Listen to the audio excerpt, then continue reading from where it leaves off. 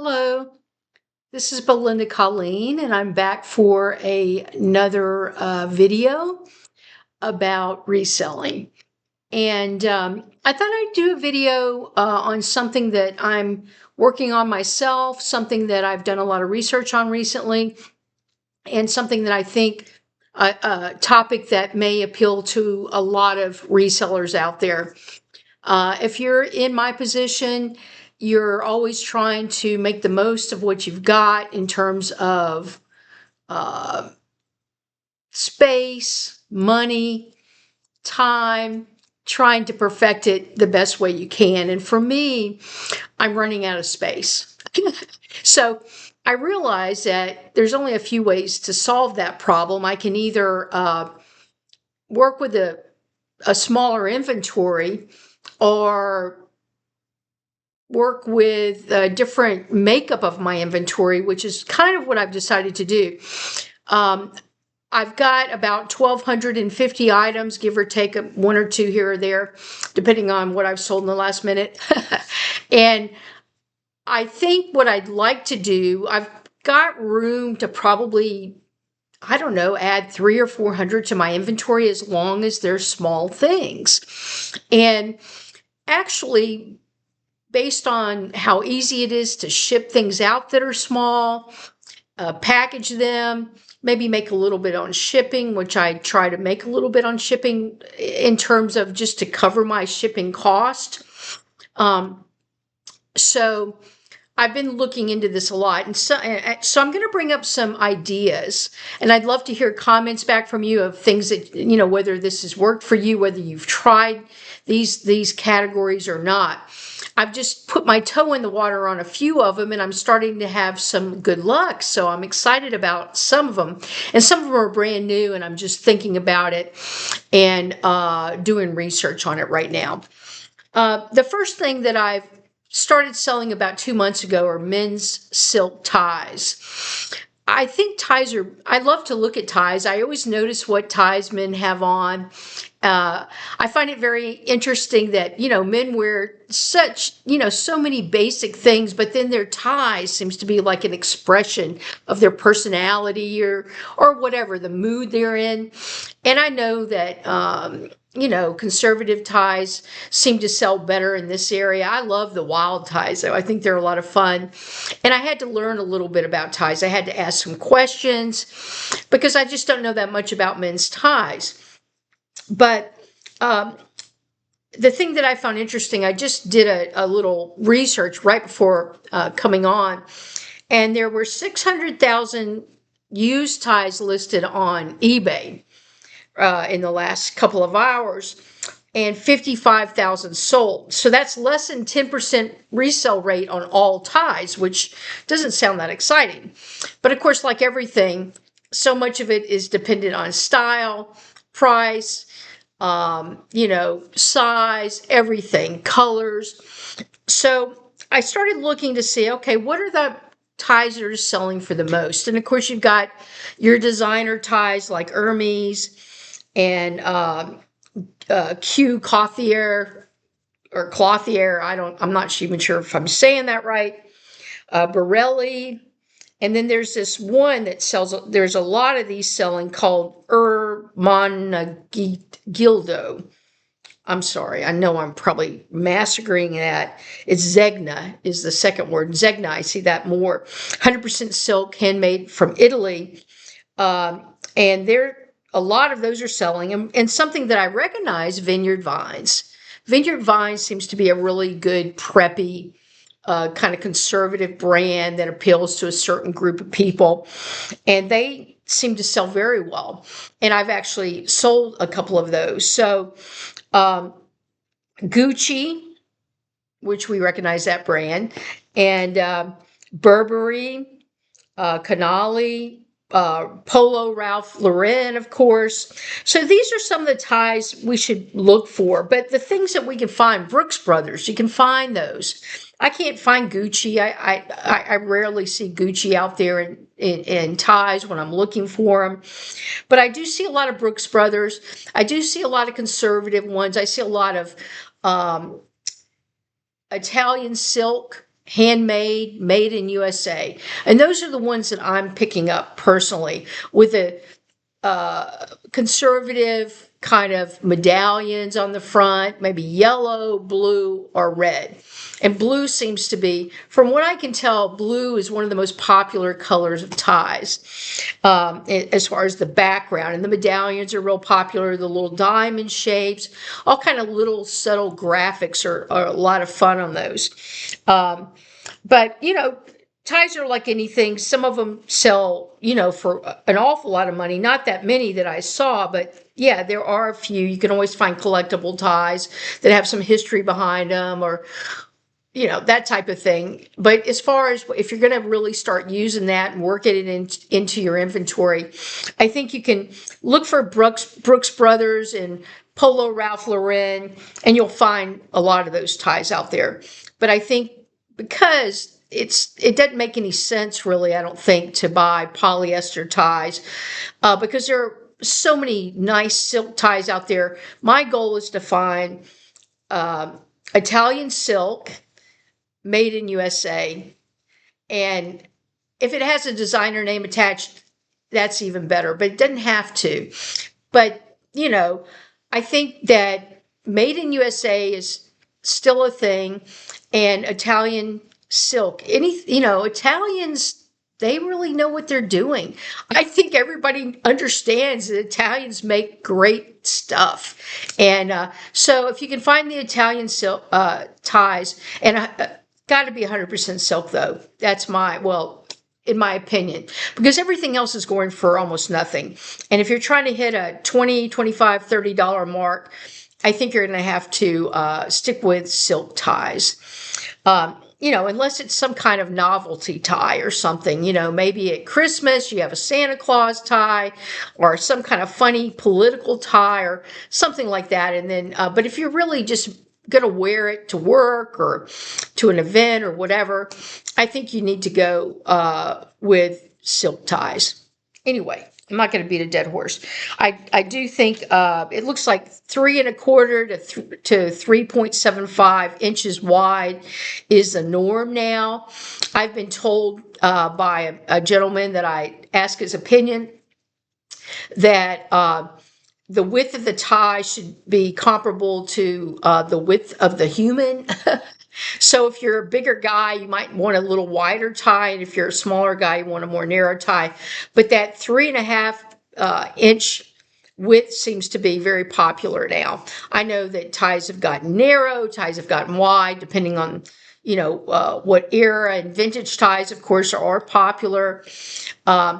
So you always need to look into that, but vintage ties are popular. So, you can buy some of the wider ties, and people might buy them because they want that vintage tie. But you'll, like with everything we do, you've got to look things up. And I do that. And I think I've got like 22 ties listed now. And I've sold a few. I'm still kind of experimenting with it. I'm not buying them anymore until I see how well that's going to do. But it takes up such a small space compared to the coats, the winter coats, and the shoes. I have a lot of shoes and a lot of boots, and they take up a lot of room. Now, the thing I love about them is they sell for more, and I like that. And because I really like shoes and boots, and I feel like I have a little more basic knowledge of those items, I like to buy them. And what I'd like to do is just not buy as many of those and maybe buy some more ties and some more of these smaller items so that I can have a good mix of things. But that's one small item that you can kind of bulk up your inventory numbers with without taking up much space. The second thing is jewelry items. And I've sold some jewelry. I've only been in this just a little over 2 years now. In the first 3 or 4 months I was in it, I barely did anything because I was getting ready to move and I was kind of in motion. So, I kind of really have only been super seriously involved in this for about 1.5 years. So I'm still new and I'm still learning myself, but I've learned a lot quickly and I find it fascinating. Just, consumers are fascinating, what they buy, what they'll spend money on, and what they won't. Um, but something I've had some luck with is brooches and pins. Um, because I've never been someone that really wore brooches, I never really understood the fascination with them, but I do see people that do, and some women love to wear them. Uh, it's very vintage and antique at this point because I don't think younger girls and women wear them as much. I could be wrong, and if I am, let me know because I don't, I don't have my finger on the pulse of the 20 somethings. I really don't. I'm trying to learn more and more. But the nice thing about brooches and pins, I think, and the ones I've sold, is that people buy them.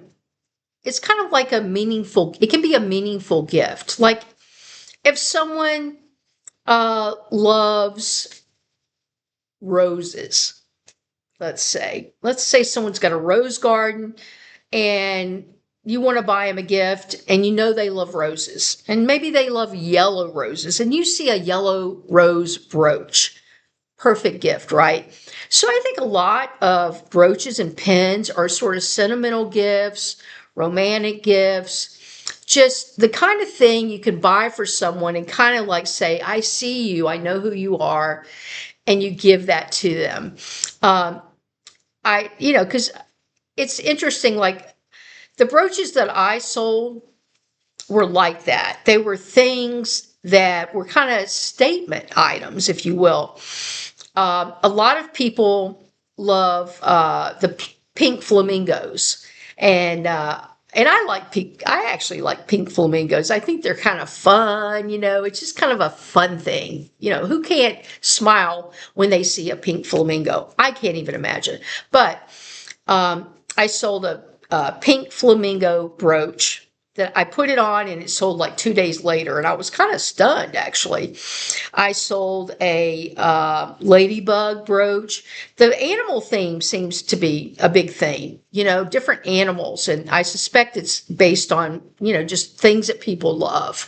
And some people put them on hats. You don't always put them on, on your blouse or your sweater. You can put them on hats. You can put them on purses. You can put a brooch on anything. And so it was a market I would have never guessed would be popular, but I see that it is. And I started selling a few of them. My mother gave me some, and I sold a few in the antique market that I was had set up a couple years ago that prompted me to start selling things on eBay because I left that market to move and needed to sell some items. From there, I thought, well, how am I going to sell these items now that I'm not in an antique market anymore? And where I moved, there weren't any markets that I really was interested in. So I thought, how am I going to sell things? And so that's how I started getting into eBay.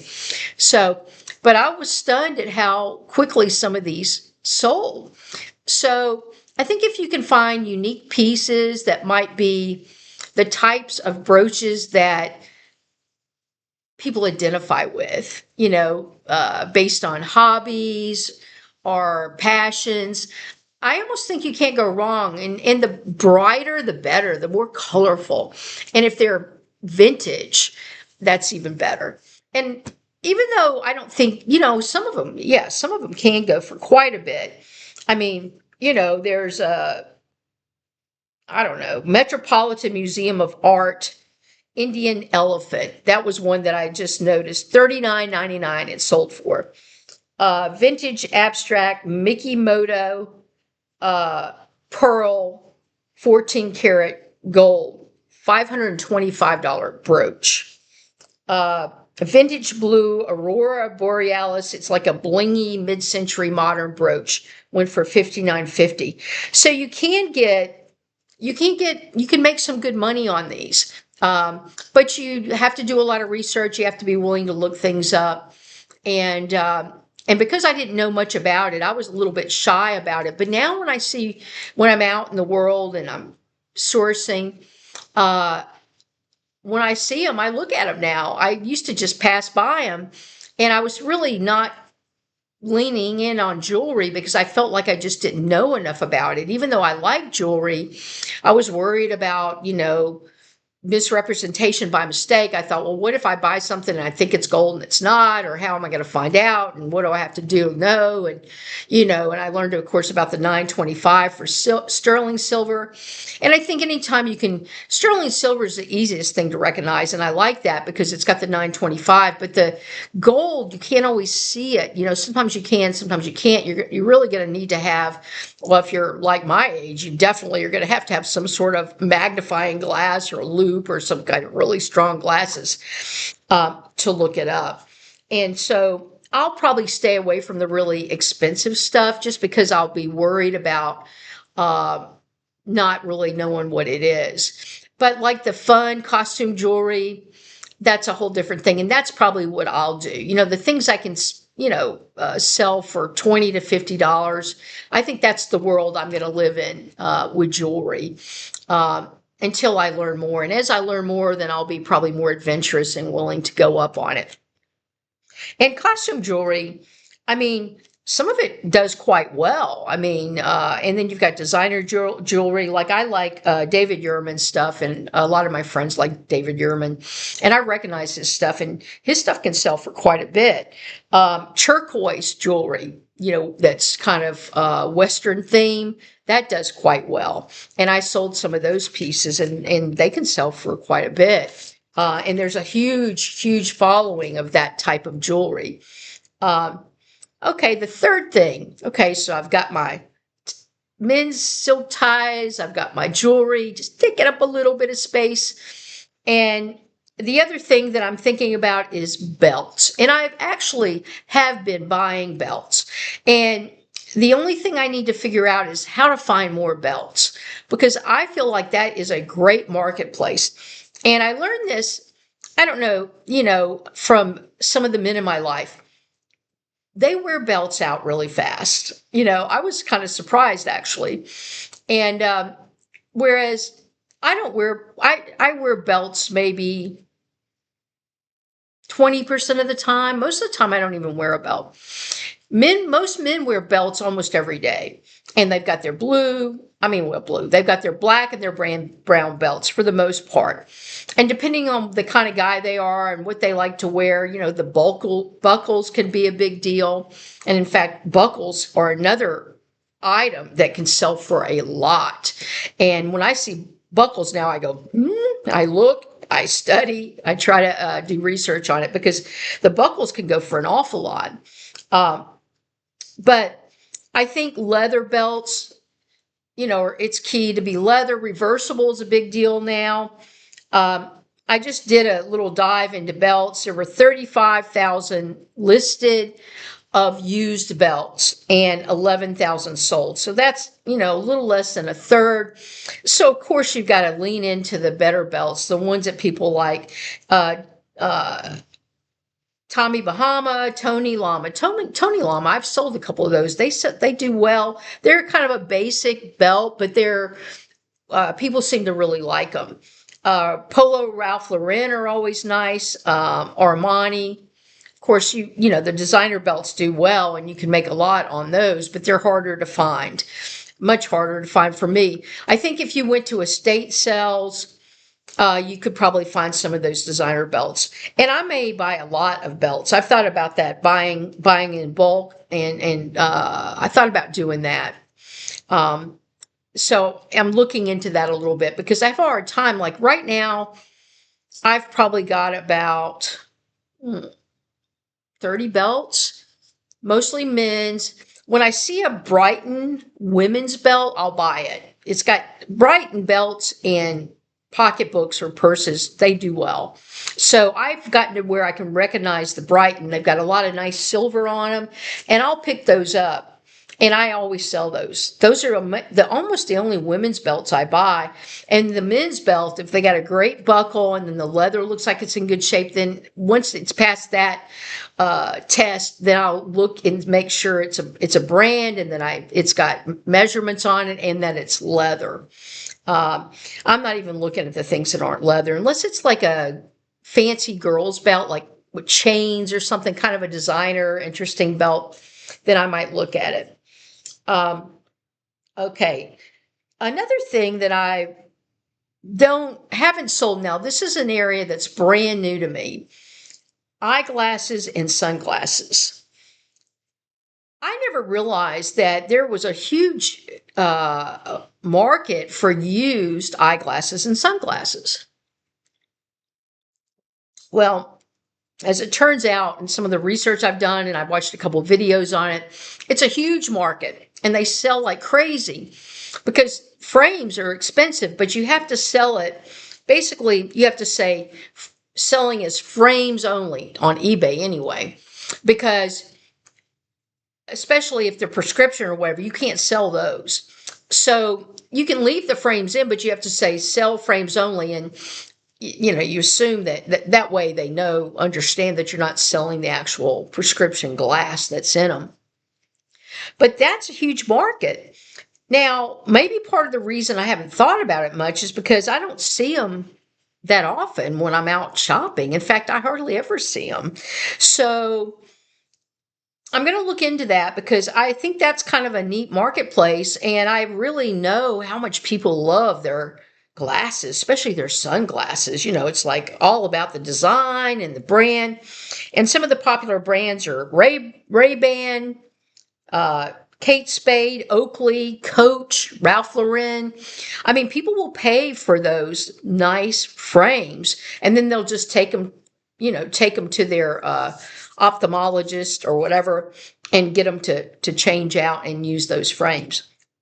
So I wish I could tell you more about that. I just know I've just done a little bit of research on it, but it looks like a really interesting field to me. And because they don't take up a lot of room, I'd like to tap into that a little bit, I think. Another thing were women's leather gloves. Now, we're in the middle of winter right now, or really just kind of the beginning of winter, really. And I know I love a nice pair of leather gloves. I mean, when I have to pump gas or when I go out in the morning and it's freezing, I love to have a nice pair of gloves on. And evidently, I mean, and a lot of women really use them as a fashion statement. So, if you can find some cool designs and some bright colors, you can do great with gloves. And I found this very interesting. I looked up, I did a search on gloves. There were 8,000, I put in, used women's leather gloves. And as of like a couple of hours ago when I was doing my research, there were 8,000 listings and 5,900 sold. Now, I didn't deep dive. I didn't put in a lot. I just put in basics, and that is impressive. And I'm like, wow, okay, that is an area I need to look in. And I have seen gloves out, and I just didn't pay any attention to them. And so I think that's really sounds like an area I need to look into. And you can get quite a bit for them.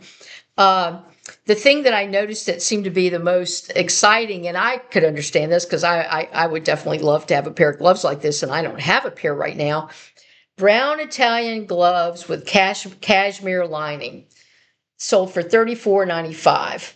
I know that's not a lot, but here's a pair. Well, if you get into the brands like Hermes and Chanel, you're talking $196, $152. But bright colors, pink, red, purple, peach, those colors go for a lot. And I could just see a woman that's really dressed to the nines, and she's got on her gloves that match her belt, that match her shoes, or whatever. And that's kind of neat. And so if you're that kind of person and you really want some gloves to match an outfit, maybe especially for a special occasion or something, eBay would be the perfect place to find something like that, because you might not just be able to find them quickly otherwise. So I'm very interested in that. The cashmere lining, a lot of them just have regular fleece lining, of course, but cashmere lining you pay more for. Rabbit lining you pay more for. So that's kind of an interesting field that I'm definitely thinking about. Another thing, well, I have a lot of clothes right now, and I'm looking to expand my knowledge base and my items and also the little items. But the one thing I have to say is t-shirts. I haven't done much with t-shirts. And but they don't take up very much room at all. Just like a lot of my women's shirts or blouses, they don't take up very much room at all. So I think I'm going to lean into t-shirts because there's a real collectible, it's a real collectible niche, especially if you get into the bands. And I have sold some collectible band t-shirts. And I think people, it's a real nostalgic thing, and I've even done it. I always thought, if there were a few concerts I went to when I was young and poor and I wasn't going to pop for the expensive t-shirt they were selling there. And I've often thought, if I ever see that t-shirt, I'm going to pick that up, because I wish I would have bought it when I was there. There's a whole lot of that going on, nostalgia, or just it's like now I've got a little bit of money. I'll pay $50 for a t-shirt, because I love that concert. It brings back all those great memories and whatever. So there are tons of collectible t-shirts out there, and it's amazing. And I mean, just to give you some examples, some of the ones that I was looking at, Grateful Dead Summer Tour, $89. That was 1994 vintage t-shirt. This one really surprised me. $149. Grateful Dead. Grateful Dead is a huge band that has a ton of followers. And if you see any of those t-shirts, you should pick them up. I mean, I'm not saying you shouldn't look them up. You should always look things up if you're unsure. And I don't know for sure, but all I know is Grateful Dead is huge, huge following. And a lot of people just love them. And if you can find their stuff, I don't think you can go wrong. But this just gives you some ideas about ways you might be able to expand your inventory without blowing the walls out of your house, or your basement or your garage or whatever you're using to store with right now. And they're light and easy to ship, which is kind of nice. It's nice to have a lot of things that are easy. I mean, as much as I love selling shoes and boots, I sell them and I'm like, yeah. And then I'm like, oh, I got to pack it. I got to ship it. And, it takes a bigger box. And then do I have that box? I'm not as organized as I probably should be. I should have perfect boxes for everything I might possibly ship, but I do not. But anyway, think about this. If you're in an apartment, if you're in a small home, or if you just already have so much stuff in your house that, you don't really have a lot of room left, then leaning into some of these smaller items makes a lot of sense, and it's a lot easier to ship. So, I just wanted to bring this up because I think it's something probably a lot of people do think about, but maybe they want to get to the 2,000 mark or the 3,000 mark in their inventory, but they can't figure out how to do it because they just don't have much space left. But anyway, thank you for spending some time with me. I enjoyed it. And until next time, I hope to see you again. Bye-bye.